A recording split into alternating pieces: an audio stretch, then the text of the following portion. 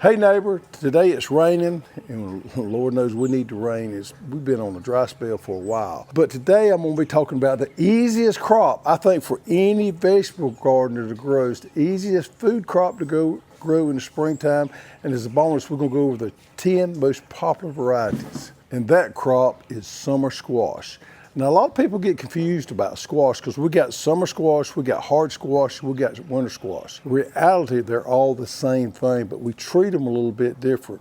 Our summer squash are of the pepo type, and we grow those and we harvest those as immature fruits.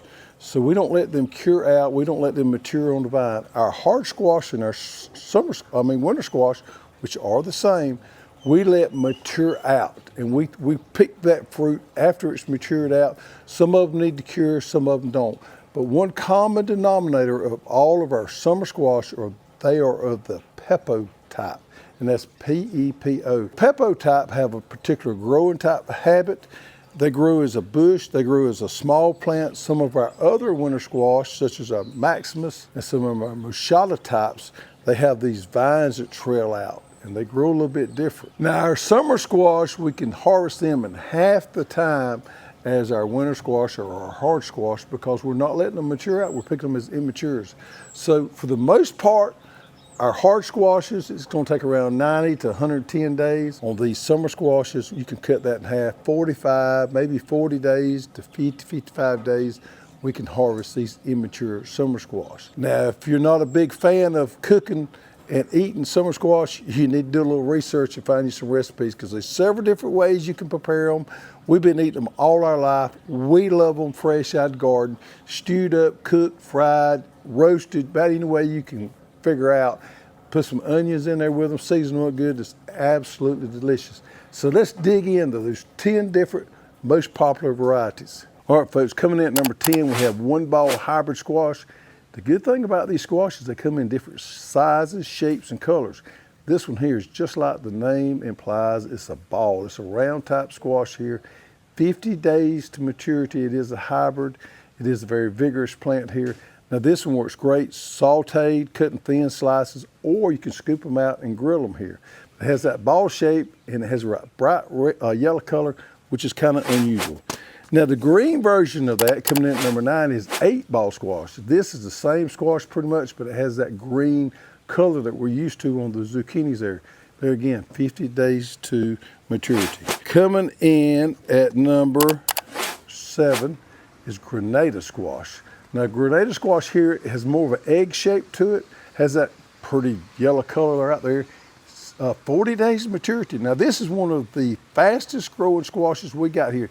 Think about this. Now this is 40 days from the time you put that seed into the ground that you can be, gathering some summer squash there.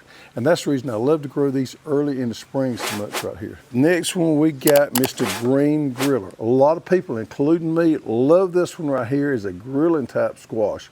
You cut this in half, scoop it out there, put your favorite seasoning, maybe some bacon inside of it there, and grill these things. Another one, 40 days to maturity. And folks, this one right here, if you got any age, you got any wisdom on you, you're gonna recognize this one right here, early Crookneck summer squash. This is the first squash I grew for years. This is that old bumpy Crookneck squash. It's an heirloom variety that your grandma and granddaddy grew. This one right here has been around forever.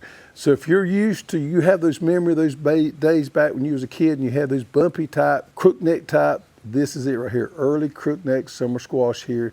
Been around forever. I got a lot of great memories of this particular variety. Now here's one that I love to grow that you're probably not familiar with, Golden Delight Hybrid Zucchini. This is a zucchini, but it's got that bright yellow color to it right here. Oh, we're talking about 50 days to maturity. This is highly productive. And this is a great one here. I love growing this every year. All right, so here's one you can step out of your comfort zone, grow something a little bit different. Sunburst Hybrid Squash. This right here was an all-American selection, I believe back in 1999, 50 days to maturity.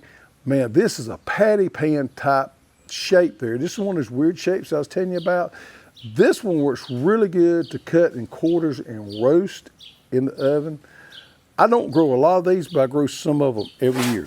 And then we got Goldprize Squash. Now, Goldprize right here is a straight neck, regular yellow squash.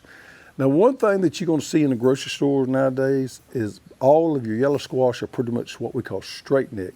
And the reason is they pack so much better at the produce shed, and they don't break off that crook neck as they come into the grocery store when they get handled. So we're seeing a lot of these Goldprize hybrid squash, and if you're new to gardening and you're just starting to pay attention, this may be the only one you've ever seen in the grocery store. This is the staple right here of what you see. The commercial farmers grow here, Goldprize hybrid squash, very productive. And then we got to have a regular zucchini, don't we? All right, Spineless Supreme hybrid zucchini, which is your standard zucchini. But here's the deal on this one, folks. The bush is spineless. Now, sometimes you get out there and you're harvesting those squash plants, and the little spines on the stems will aggravate your skin there and kind of itch you a little bit. This variety right here has a spineless bush on there. So if you have any skin irritations and they bother you a lot and you want to grow zucchini, this one right here is the one for you, Spineless Supreme Hybrid Zucchini. All right, folks, our #1 bestseller. This is coming in at #1, and by far, this is our best-selling squash right here, Gentry Hybrid Squash. This is the old-time crook neck, but it is a smooth skin. Very productive, disease resistance. It's resistant to powder and downy mildew there. We sell a lots of Gentry squash. It is my favorite standard squash out there, and for good reason. It grows well, got good vigor, produces really well, and it's just easy to grow. All right, so here's a good strategy. We know summer squash, we can plant those as one of our first crops in springtime because it will germinate in cooler type soil temps. I checked my soil temps yesterday, and here where we live in zone 9A, our soil temp was about 72 to 74. Now, it's been extremely warm the last few days, 50-degree nights. We've been in the high 70s, low 80s during the daytime. So we've had what we call a fall spring, and it's been really warm. So our soil temp has gotten up. Now, summer squash will germinate and come up anywhere between 60 and 70 degrees soil temp. If you want to know what your soil temp is, you can simply put in your location into Google and tell you want to know what soil temp is. Most of your land grant universities have different areas placed around where they monitor that kind of stuff. You can get that information readily available. This coming Tuesday, we got one of those cold spells coming in that we always have during the springtime, and it's going to get down to 30 degrees. We've already got some summer squash planted in our garden, and it's come up. We're going to have to cover that because at 30 degrees, we could very well get some damage there. At 32, we can get some damage. So we're going to cover them, and we're probably going to be okay. But summer squash is one of the first things you can plant during the springtime. I normally plant 2 seeds per hill. And look here, a 4x8 raised bed is a plenty to have come in at one time if you're just wanting to eat them fresh. Now, what I do recommend is every 2 weeks, you want to plant you some more of them. You want to keep you a batch coming along because they don't last a long time. Once they start coming in for about 2 weeks, you're going to get plenty of squash, and then you need another crop coming behind that. So you got a constant supply of summer squash going all the way into the summertime. Now, I mentioned to you, I thought summer squash was the easiest thing for a beginner gardener or for a gardener to grow in the springtime. If you plant them early, we can get by without spraying them with any insecticides pretty much, and our disease problems are normally not bad at all. As we get into the summertime, that changes, and we start getting high humidity, high temperatures, and our bug population starts to build up. And during the middle of summer, here where we live, we have a problem with vine borers and squash bugs. But we don't have those problems early on. So the key there is starting off with summer squash, plant them early, keep you some more going every 2 weeks. And then when it gets in the middle of the summertime, we pretty much give up on them because it's just too much of a battle to fight during the middle of summer with these mildews that they get on them, plus some of these summer insects such as vine borers and things like that. But it's a wonderful crop to enjoy all the way into the springtime, into the summertime. They do like bees, have to have bees to pollinate, and the bees love them. You'll see pollinators coming in there working those blooms. Easy to grow, fertilize them when you plant them, maybe give them another shot after that, and you'll be enjoying summer squash for weeks on end. You can thank me later.